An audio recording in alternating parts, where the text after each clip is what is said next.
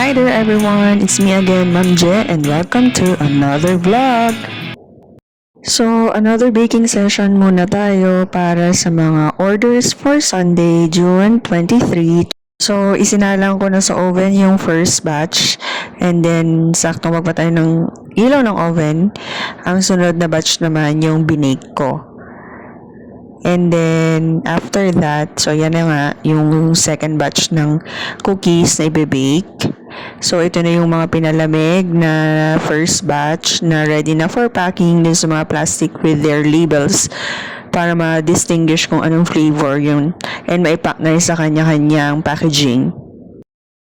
Nakikita nyo ba kung gaano kalalaki yung mga cookies na yan? Kaya nga tinawag na giant cookies. Kaya naman, sulit na sulit ang mga umu-order niyan dahil hindi ka tinipid sa chocolates and quality and ingredients, pati sa size. Next is yung packing ng cookies sa kanya-kanyang plastic na may stickers ng kanilang flavors. So, sa makikita nyo po dito, may mallows na kumapit. Yan yung sa s'mores. Kasi pinagpatong-patong ko yung cookies nung palamig na.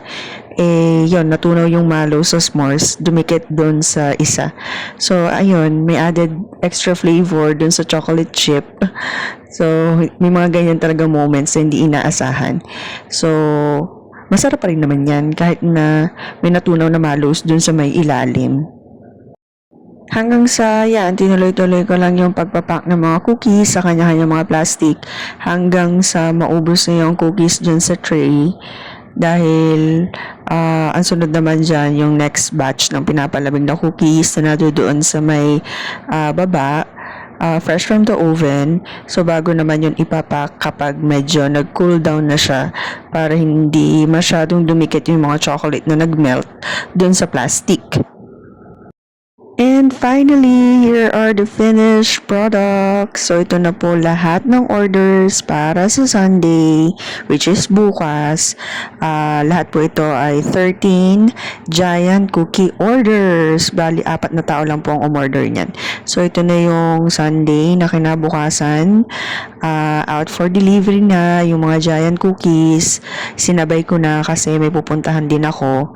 Paluksuhin ako dyan dahil may kailangan akong bilhin para sa birthday ng brother ko, yung bunso naming kapatid na June 24 sa Monday naman yun.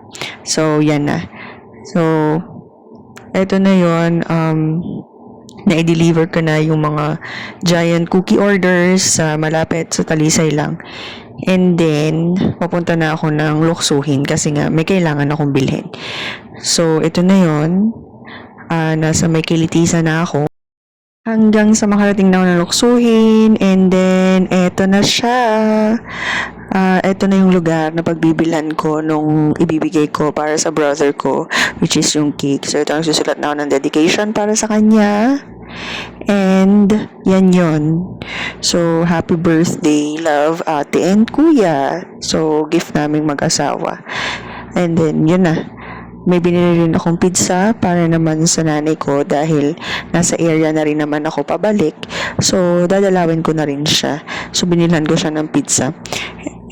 By the way, anytime naman na malapit ako sa area, kung nagpapakarwash ako or may lakad ako na madadaanan ko rin naman yung resort, dumediretso na ako dyan para lang makita yung nanay ko. So, hindi po nakakaalam, stay in po dyan yung nanay ko. Meron siya dyang pinaka-quarter. Nandun na yung tulugan niya, may CR siya, dyan siya kumakain kasi nga cashier siya. Hawak niya yung lahat ng pera dyan.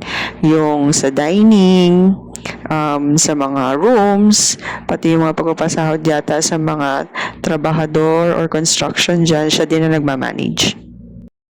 So, yun lang. Pauwi na rin ako niyan. So, thank you for watching. Kindly like, follow, and share. Bye!